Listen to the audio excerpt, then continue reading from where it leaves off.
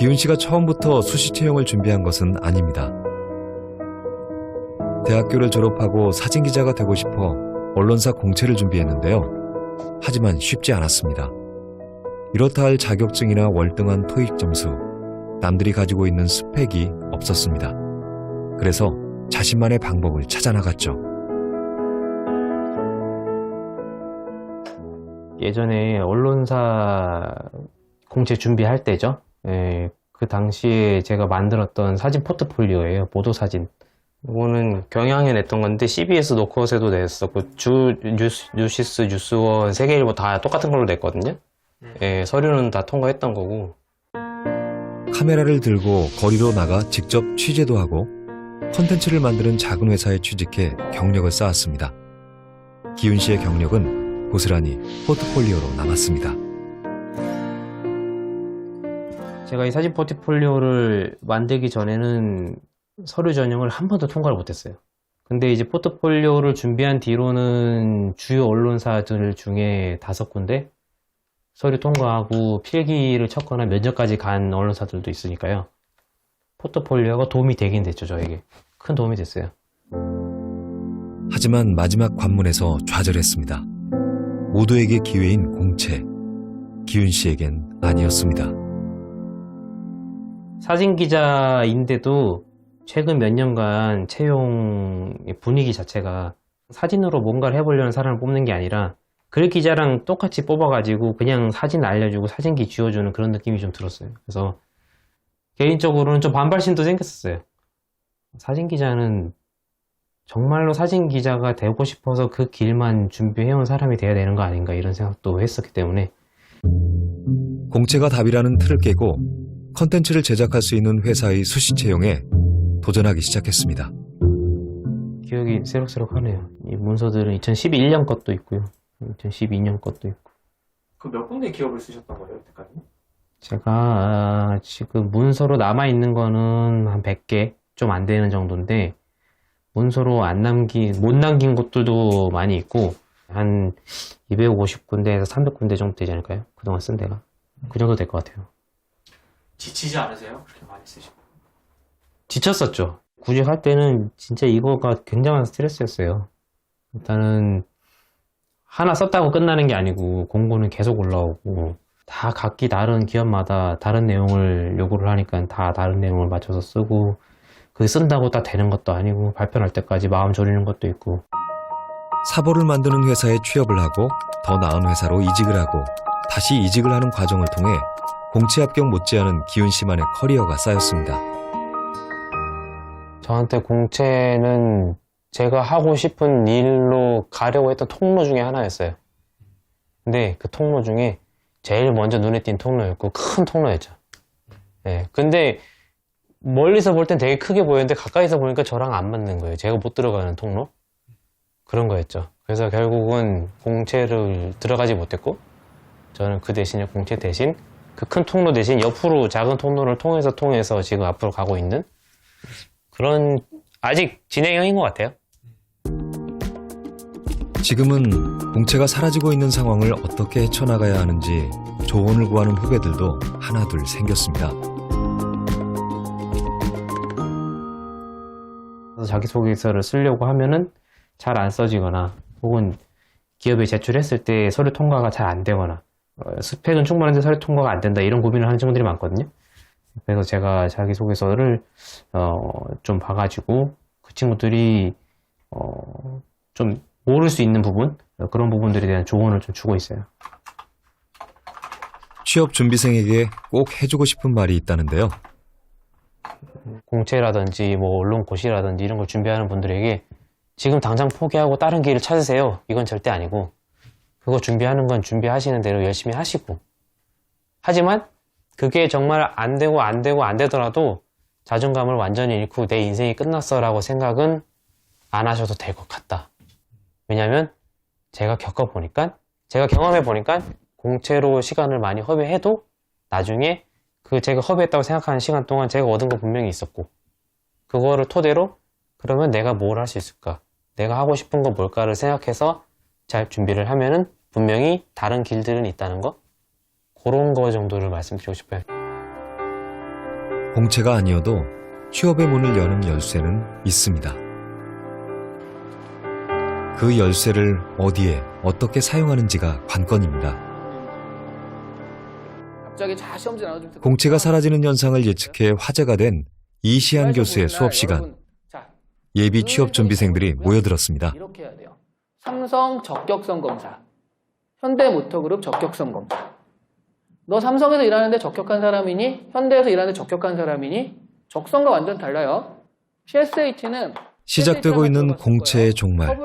취업 준비생이 걱정하는 부분은 무엇일까요? 그 능력을 내가 체크해 주마. 이게 NCS 시험인 거고요. 포트폴리오가 가장 중요해서 네. 네.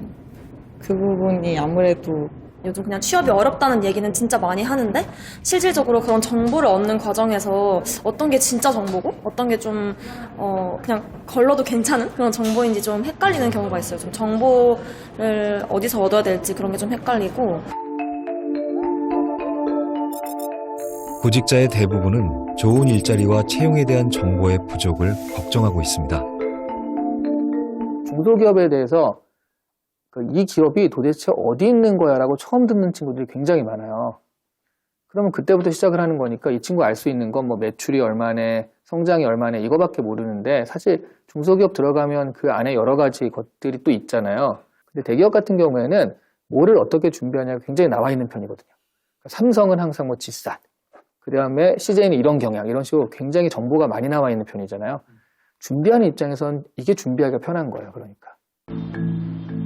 좋은 일자리, 좋은 기업에 취직하고 싶은 건 당연합니다. 그렇다면 어떤 것이 좋은 일자리인지 기업 정보는 어떻게 얻어야 할까요? 결국 구직자에게 필요한 것은 더 높은 차원의 정보 공유입니다. 채용 플랫폼을 운영하는 조민희 대표는 정보의 공유에 주목하고 있습니다.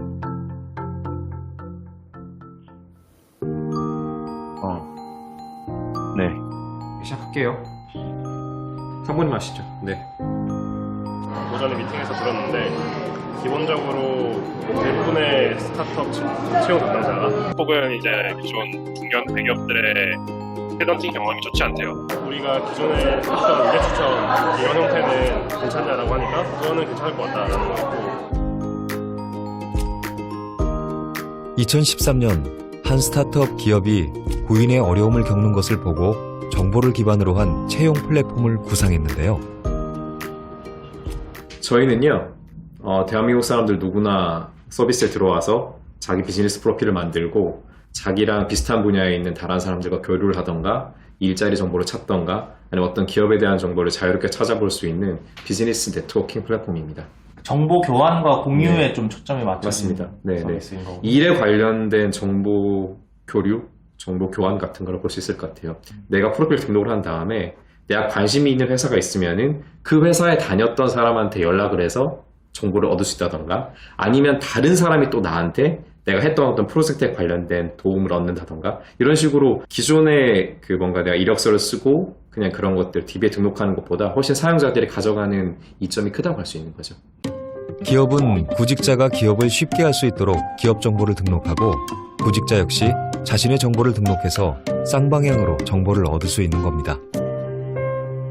구인구직, 채용시장 쪽에 되게 중요한 게 개인들에 대한 정보랑 기업들에 대한 정보가 둘 다 중요하거든요. 그래서 저희는 기업들에 대한 상세한 정보도 제공을 하고 있습니다. 기술 스택이라 불리던 것들은 기업의 비밀처럼 취급하는 경우가 되게 많았거든요. 우리가 서비스를 유지할 때 어떤 기술을 써서 유지를 하고 있는가 그리고 우리가 어떤 언어들을 써가지고 개발하고 있는 같은 것들을 기존에는 기업 비밀이라 혹은 그냥 관심이 없었어 이런 것들에 대해서. 특히 기업이 언제 설립되었고 직원 수가 몇 명이고 매출은 얼마다 라는 단편적인 정보를 넘어 어떤 프로젝트를 하고 어떤 구성원들이 있는지 자세하게 공개하고 있습니다. 그런데 채용 정보 플랫폼이라기보다 소셜미디어와 비슷한데요? 사실 이렇게 정보가 나온다 그랬을 때 저희 플랫폼을 통해서 구직하시는 분들은 이 회사의 디자이너로 일하는 분들한테 실제로 말을 걸어볼 수 있어요. 어떤 회사 정보뿐만이 아니라 그 회사 구성원에게 직접 맞습니다. 연락해서 네, 네. 일적으로 관심 있는 것에 맞춘 게 저희가 콘텐츠를 보여주는 방식의 특징이라고 할 수 있을 것 같습니다. 공채가 줄어들고 수시 채용이 확대되자 플랫폼을 찾는 사람들도 많아졌습니다. 4만 개 이상의 기업과 15만 명 이상의 구직자가 프로필을 등록하고 있는데요. 이 기업에서 일하고 있는 박수연 씨도 직접 채용정보 플랫폼에 프로필을 등록해서 구직 활동을 해왔습니다.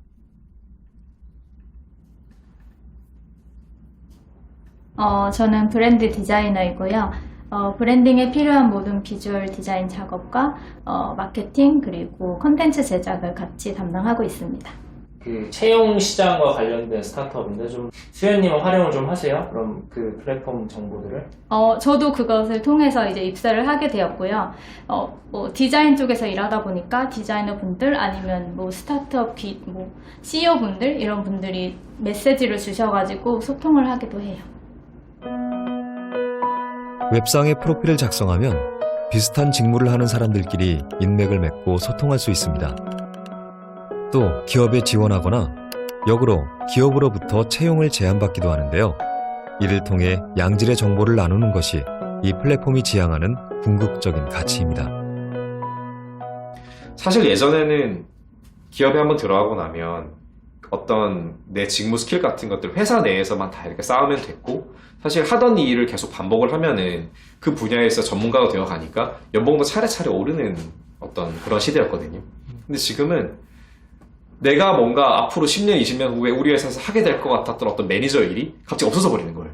그러다 보니까 계속 나랑 비슷한 일 혹은 내 일자리와 관련돼 있는 사람들이 어떻게 하고 있는가, 이 사람 무엇을 공부하는가, 혹은 어디서 어떤 일자리가 새로 생기고 어디서 어떤 일자리가 사라지고 있는 같은 것들을 보고 있는 게 결국 냉정하게 얘기해서 이 어떤 변화된 시대에 적응할 수 있는 되게 중요한 역량이 될 것 같아요.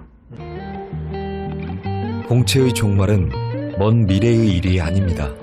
이미 우리 가까이 와 있습니다. 이 스타트업 기업은 조민희 대표의 정보 공유 플랫폼을 통해 수시 채용을 진행하고 있습니다. 롤 1에 1. 요리, 디자인, 운동 등의 취미를 온라인으로 끌어들여 여러 활동을 배울 수 있도록 서비스하는 스타트업인데요. 크리에이터들의 활동을 영상으로 찍고 이를 편집해서 제공합니다.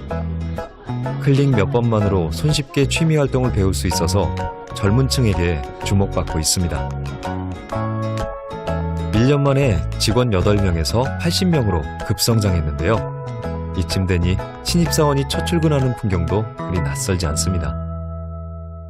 여러분, 저희 새로운 친구 왔는데 한 번만 뒤돌아주세요. 먼저 소개해주세요. 내 이름은 혜인이고 사진, 영상, 디자인, 개발, 음악 카테고리의 A&D를 맡고 있어요. 물론 이번 신입사원도 수시 채용으로 입사했습니다. 정기 공채를 따로 하지는 않으시는 거죠? 네, 저희는 정기 공채는 없습니다.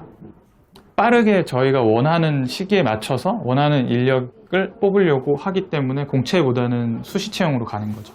채용하실 때 좀 어떤 경로로 뭐 채용 공고를 띄우고 좀 홍보를 하시는지. 가장 많이 쓰고 있는 플랫폼은 저희 펀치를 통해서 지금 많이 하고 있고요. 정보들이 좀 더 상세하게 좀 보여줄 수 있도록 해줄 수 있는 기업 페이지가 있어서 그쪽을 통해서 들어오는 인원들은 충분히 스타트업에 대한 이해도와 관심이 있다라고 생각하고 채용 공고를 메인으로 좀 내고 있습니다. 직무 능력이 중요하기 때문에 어느 업무에나 일관된 기준으로 채용하는 공채라는 방식이 굳이 필요 없는 겁니다.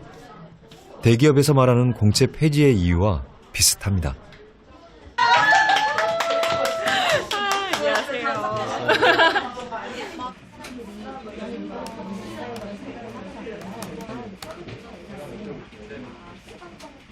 이혜인 팀장은 입사 4개월 차입니다.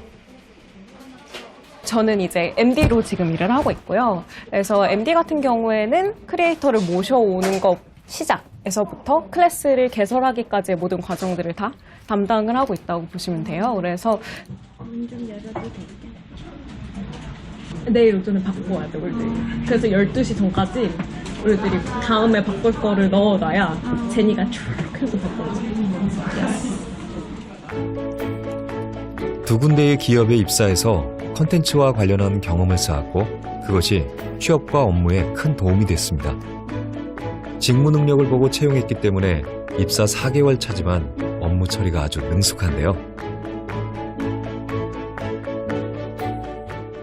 어떻게 좀 접하게 되셨어요?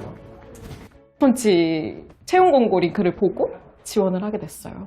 클래스 페이지를 정말 많이 봤어요. 회사 입장에서도 자신들의 플랫폼과 기업을 잘 이해하고 있는 사람을 당연히 선호할 수밖에 없잖아요. 어떤 포인트 덕분에 채용이 된 것 같다라고 생각하시는 게 있는지? 저는 아마 과제에서 가장 높은 점수를 받지 않았을까라는 생각을 하는 게, 과제가 이제 아예 MD로 들어오게 된다면 MD들이 해야 하는 일들을 포함한 과제였거든요. 커리어 트랙을 결정했던 게 기업이라고 보시나요? 아니면 직무라고 보세요? 저는 직무가 정말 컸습니다. 공고를 찾아볼 때 주로 회사를 보기도 하지만 제일 먼저 직무로 먼저 걸러냈던 것 같아요. 그래서 직무 보고 그 다음에 회사를 2차적으로 봤던 것 같아요. 공채를 통과하기 위해서 남들이 다 쌓는 스펙은 필요 없었죠. 그러니까 정석은 그렇게 하는 거죠. 취업 준비의 정석은 무언가 플래그를 딱 꽂아놓고 난 이거를 위해서 이런 활동들과 이런 스펙을 쌓아갈 거야가 솔직히 지금 우리나라에서 취업 준비의 정석이잖아요. 근데 사실 그거에 맞는 사람은 아니라고 생각을 해요. MD나 뭐 이런 콘텐츠 기획 이런 걸 할 거야라고 꽂아놓고 대학교 생활부터 이렇게 살아왔던 게 아니라 정말 그냥 제가 그때그때 하고 싶은 활동들을 막 하다가 보니까 이게 하나로 연결되는 게 그런 콘텐츠와 기획 마케팅이더라고요. 제가 살아온 거를 바탕으로 봤을 때 이 직무가 나한테 맞을 거다라는 결론에 도달했다고 표현하는 게 더 편할 것 같아요. 공채라는 신분증보다 업무 능력을 중시하는 사회로 변화하고 있습니다. 그러면은 저는 이 열차에 저도 후속 열차에 타도록 하겠습니다. 안 돼요. 그러면 꼭 그렇게 공채 채용이 아니더라도 수시 채용으로 들어오더라도 충분히 자신한테 맞는 직무로 좋은 기업들에 들어갈 수 있거든요. 두 방식 중에 어느 방식이 더 맞았다고 보세요? 저는 수시가 훨씬 맞았죠. 그래서 여기 있는 거죠, 제가 지금. 사람들은 일하고 싶어 합니다. 그래서 준비합니다. 공채라는 오래된 방식을 통해서 말이죠. 하지만 공채 말고 다른 길을 먼저 걸어갔던 사람이 있습니다. 아마 그것이 우리 모두의 미래일 겁니다. 공채의 종말이라고들 합니다. 이미 와 있는 새로운 세상. 진짜 나의 모습은 무엇일까? 우린 그 질문에서부터 출발해야 하지 않을까요?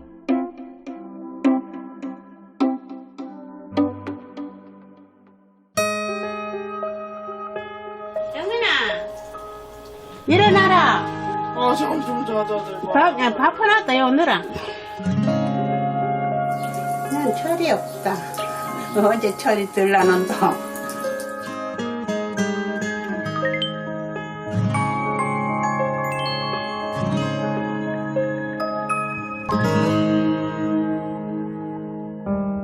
여자가 엄마 아빠를 일찍 이렇게 보고 하면 좋아했지.